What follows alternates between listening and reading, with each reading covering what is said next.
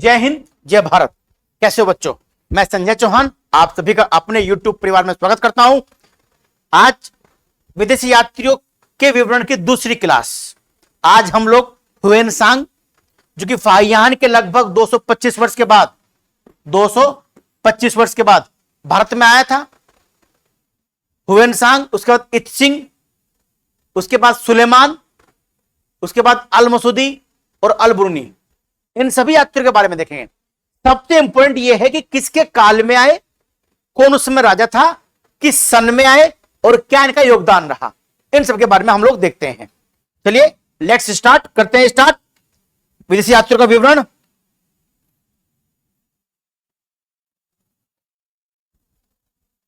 हाँ, पहला यात्री कौन है? ह्वेनसांग। ह्वेनसांग आज का पहला यात्री कौन है? आज का पहला यात्री है ह्वेनसांग।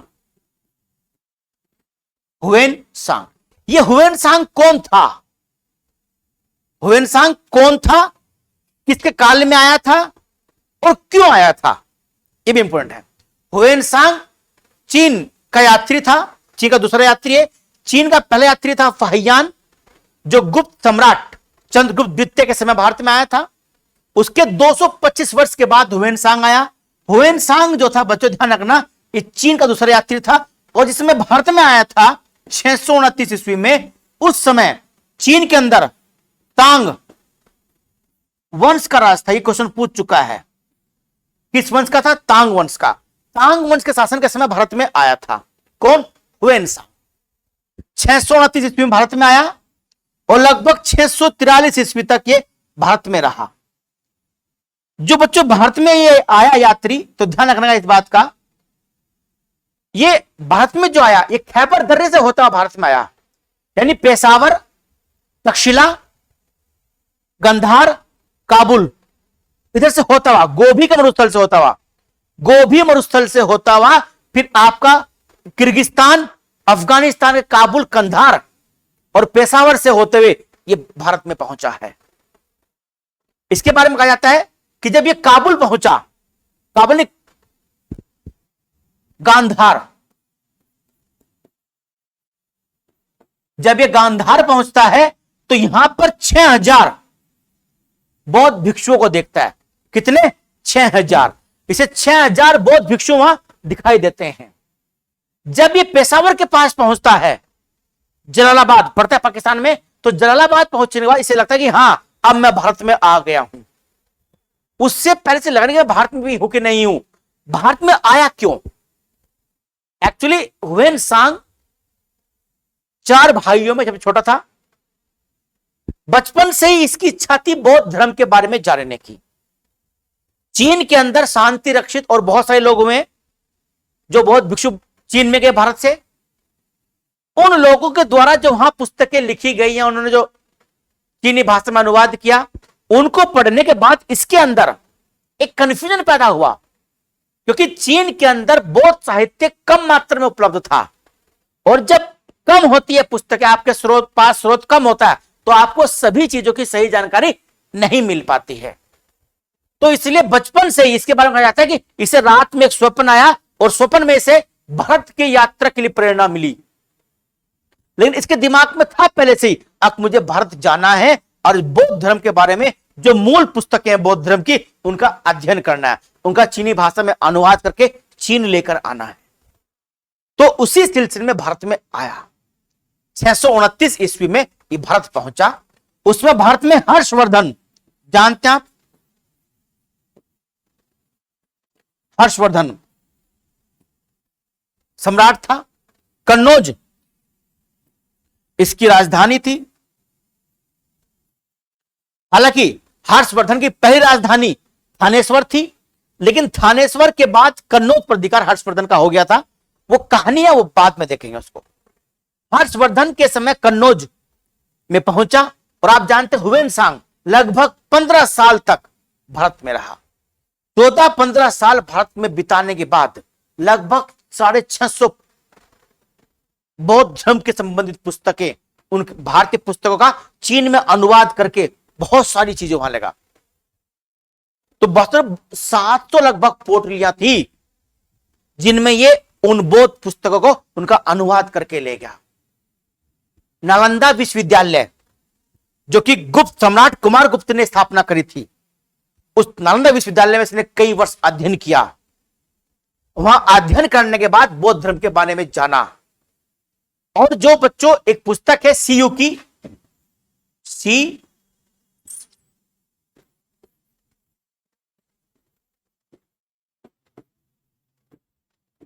सीयू की पुस्तक है।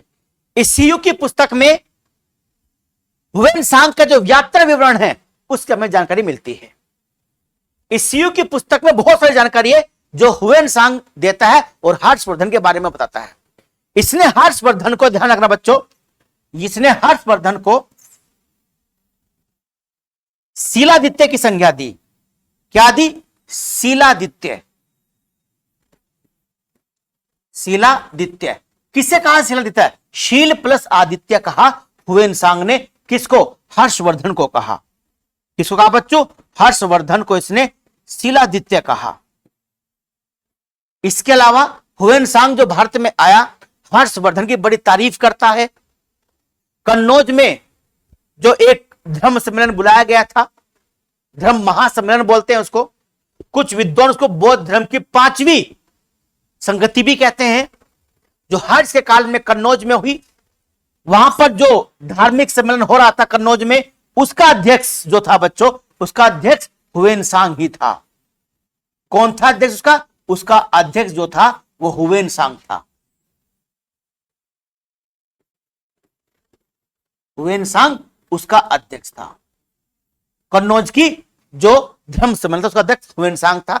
और कुछ लोग ये कहते हैं कि उस सम्मेलन में लगभग 5000 ब्राह्मणों को मृत्युदंड दिया गया था। हालांकि हुएन-सांग लिखता है कि भारत में ब्राह्मणों को मृत्युदंड देने का अधिकार नहीं है। उसकी अधिकतम जो सजा ब्राह्मणों की वो देश से निष्कासन की है, ये बात थी। ठीक है, अच्छा। अब ये जो मैं मतलब कन्नौज के बारे में जो धर्म सम्मेलन हुएन-सांग ने बुलाया था, वो धर्म सम्मेलन वास्तव में कहीं ना कहीं हम देख सकते हैं कि हर्षवर्धन एक सहिष्णुनी राजा था। पहले वो शैव धर्म का अनुयायी था, शिव का अनुयायी था, बाद में बौद्ध धर्म की महायान शाखा का अनुयायी बना। और विभिन्न धर्मों पर चर्चा करने के लिए जो कन्नौज में धर्म सम्मेलन बुलाया गया, उसकी अध्यक्षता उसने हुएन-सांग को सौंपी। कुछ विद्वान कहते हैं हर्षवर्धन ने पहले घोषणा कर दी थी, हुएन-सांग के विरोध में जो भी बोलेगा उसकी जुबान काट दी जाएगी। कुछ ब्राह्मणों ने इसकी बात बताई, कुछ ब्राह्मणों ने इसकी जो है बुराई करी बौद्ध धर्म की, तो उसके बाद कुछ बहुत सारे ब्राह्मणों को दंड दिया गया। तो ऐसा उल्लेख कन्नौज के बारे में मिलता है। एक महामोक्ष परिषद का आयोजन हुएन-सांग, इसका वर्णन करते हैं कि महामोक्ष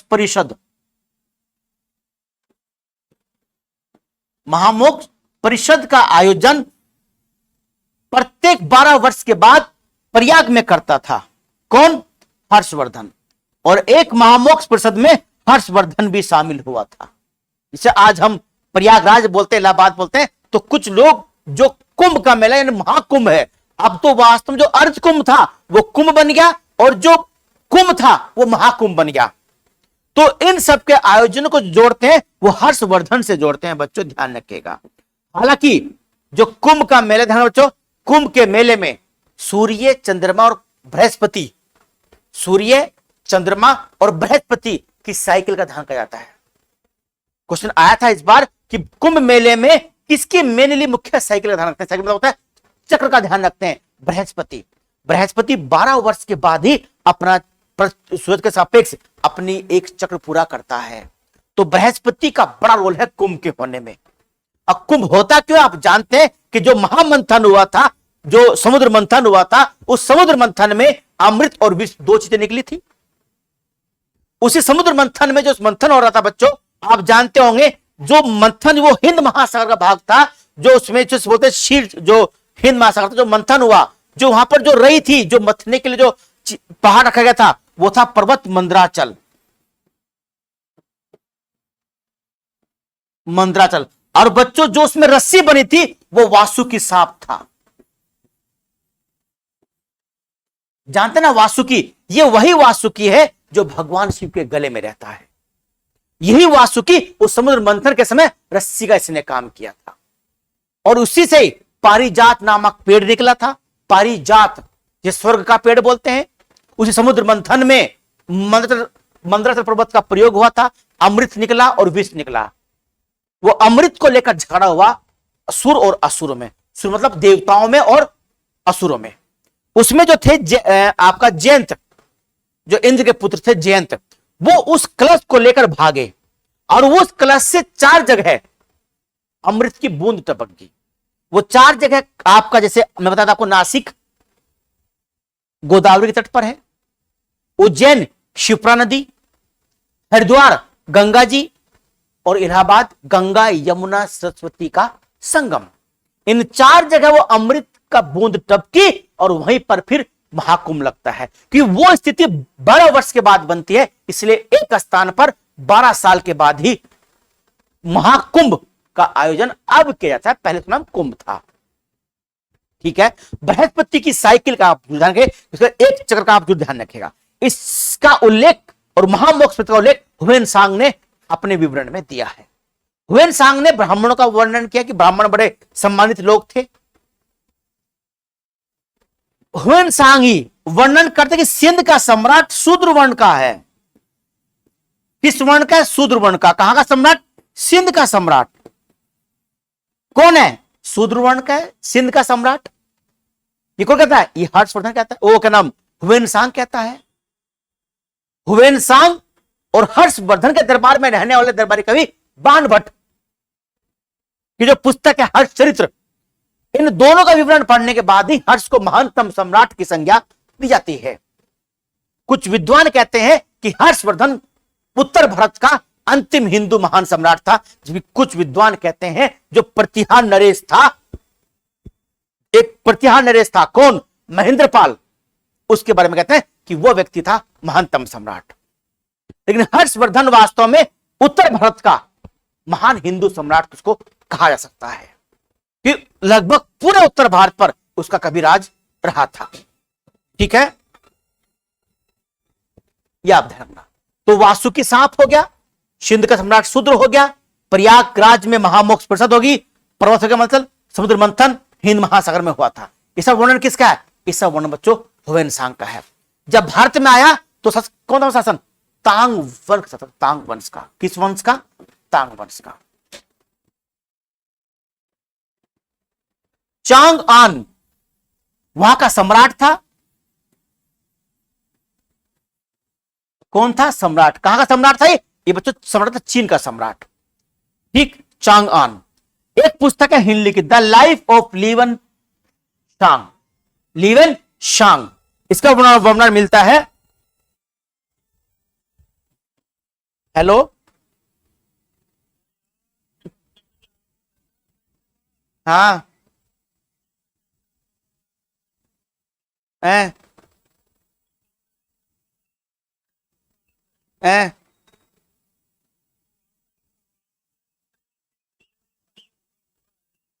ठीक है, ठीक है, ठीक है, ठीक है।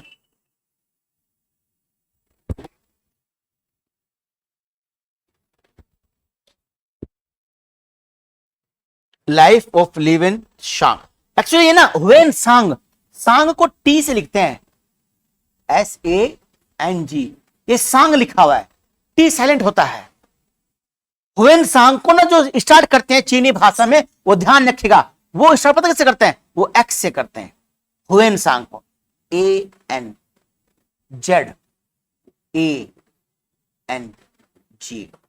ये एक्स से स्टार्ट करते हैं। हम लिखते हैं हुएन, वो एक्स लिखते हैं, इस चीनी में है। तो हुएन सांग बहुत सारी पुस्तकों का चीनी भाषा में अनुवाद करके भारत से ले गया था। हर्षवर्धन काल याद रखिए, महामोक्ष परिषद याद रखिए, धर्म सम्मेलन याद रखिए, ठीक है ना, CU की पुस्तक नाम रखिए। ठीक, और हर्षवर्धन जो था, इसे तीर्थयात्रियों का राजकुमार भी कहते हैं। तीर्थयात्रियों का राजकुमार भी कहते हैं किसको? तीर्थयात्रियों का राजकुमार कहते हैं किसको? हर्षवर्धन को तीर्थयात्रियों का राजकुमार। एक्चुअली हुएन सांग ने बड़ा अच्छा विवरण दिया भारत का। अगर हुएन सांग भारत में आता तो हर्ष को महानतम सम्राट कहने में थोड़ी समस्या अवश्य होती। हमें पर्याप्त सबूत पर्याप्त साक्ष्य हर्षवर्धन के बारे में नहीं मिल पाते।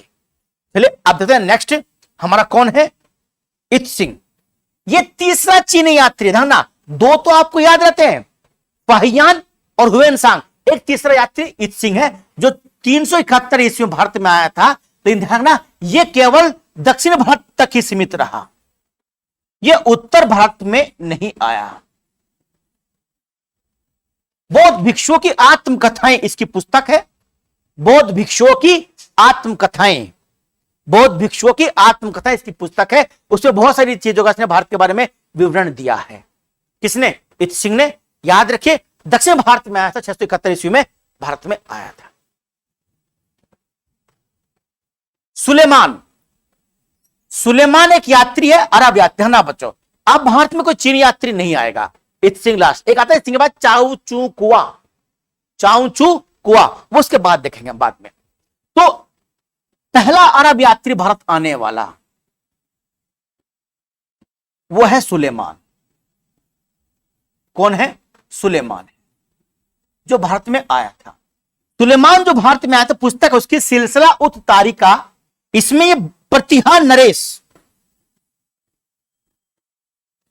गुर्जर प्रतिहार, गुर्जर प्रतिहार सम्राट मिहिर भोज,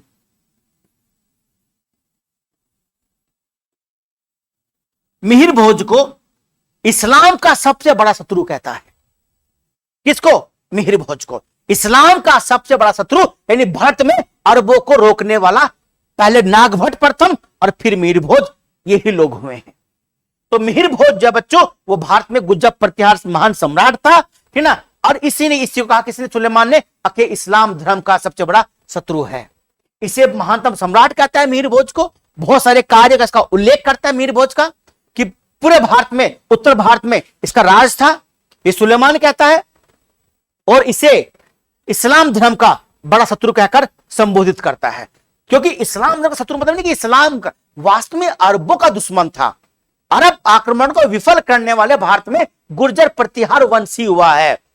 पहले नागभट्ट प्रथम हुआ, उसने पराजित किया, उसके बाद जैसे वत्सराज हुए और मिहिर भोज हुए, ये सब गुर्जरों प्रतिहारों के महानतम सम्राट हुए। महेंद्रपाल हुए, महिपाल हुए हैं, ये सब गुर्जर प्रतिहार के महानतम सम्राट हैं। उनसे कौन है, मिहिर भोज। उसी के समय 678 ईस्वी के आसपास और 878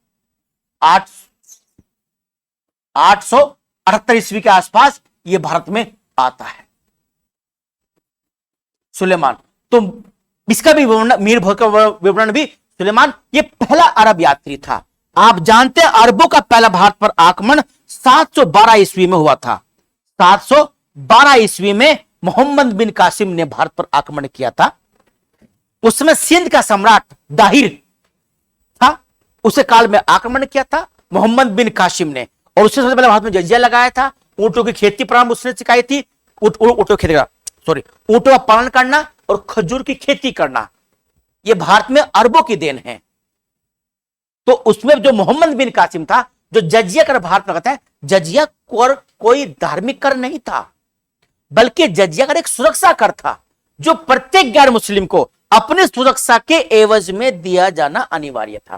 प्रारंभ में ब्राह्मण और विकलांग इससे मुक्त थे, उनको जजिया देने की आवश्यकता नहीं थी। लेकिन फिरोज शाह तुगलक ने ब्राह्मणों पर भी और विकलांगों पर भी जजिया कर लगा दिया था। जजिया हटाने वाला पहला भारत का वो शासक था, ध्यान रखना, वो था जैन उल आबदीन। जैन उल आबदीन,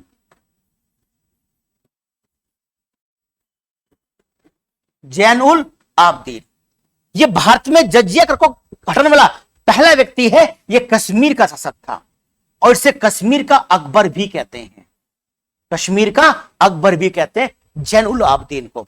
जजिया का पूरे जम्मू कश्मीर में जजिया से हटा दिया था जैन उल आबदीन, ठीक ना। चलिए ये हो गया। इसके बाद भारत में जो यात्री आता है वो है आपका तीसरा। इसके बाद जो अरब यात्री दूसरा वो है अल मसूदी।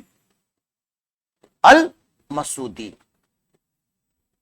बच्चों ये जो यात्री अल मसूदी, ध्यान रखिएगा इसका, अल मसूदी आने वाला दूसरा अरब यात्री है। अरे 975 ईस्वी के आसपास भारत में आया था। ये दूसरा अरब यात्री भारत में आने वाला। कौन? अल मसूदी जी। अल मसूदी की पुस्तक है, बताऊंगा भी आपको उसका नाम। अल मसूदी भारत में आता है और ये गुर्जरों प्रतिहार का उल्लेख करता है। इसने गुर्जर प्रतिहार राजाओं के बारे में कहा कि वो लोग बोरा की उपाधि लेते हैं, बोरा बोरा, और जो मिहिर भोज है उसे अल गुजर भी कहा है।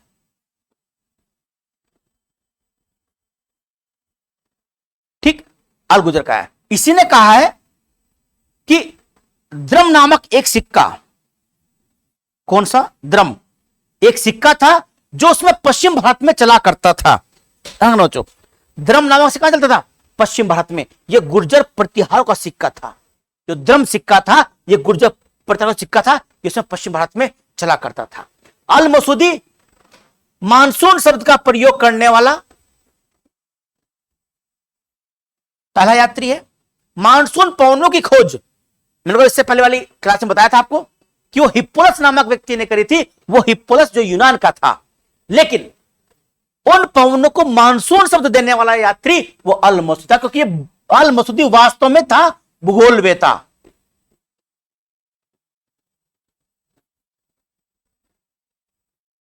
ये वास्तव भूगोलवेता, भूगोल था, ये ज्योग्राफियन था, है ना। ये भूगोलवेता, भूगोल की जानकारी इसको थी। इसने तो क्या कहा, इसने मानसूनी पवनों का नाम रखा, खोज नहीं करी, नाम रखा मानसूनी पवनों का।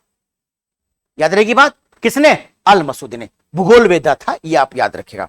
गुर्जर प्रतिहार का उल्लेख करता है, अल बोरा कहता है, उनको बोरा कहते हैं उपाधि थी, और अल गुजर कहता है। ठीक, ये इसकी पुस्तक का नाम है महजुल जहाब। महजुल जहाब किसी पुस्तक है? ये पुस्तक अल मसूदी की पुस्तक है।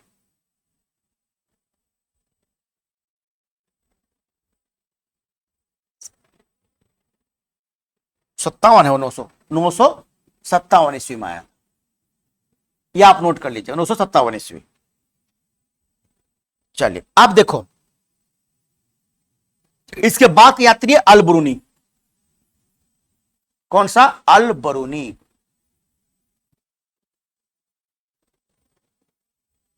1026 में सोमनाथ आक्रमण के समय महमूद गजनवी के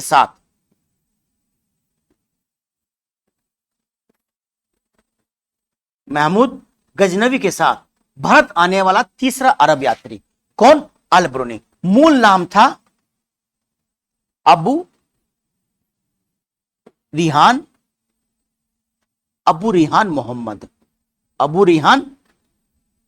मोहम्मद मूल नाम था। उज्बेकिस्तान में जन्म हुआ था, जो वर्तमान का उज्बेकिस्तान है, उज्बेकिस्तान ये देश है उज्बेकिस्तान, इसमें इसका जन्म हुआ था। मृत्यु बाद में गजनी में हुई। ठीक है बच्चों, तो अल बरूनी भारत में आया। अल बरूनी 126 सोमनाथ आक्रमण के समय भारत में आया।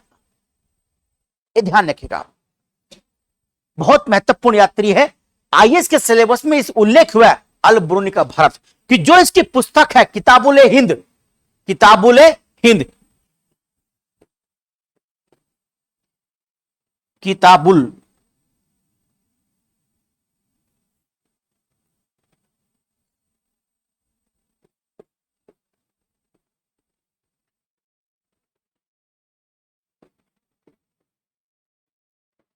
किताबुल ए हिंद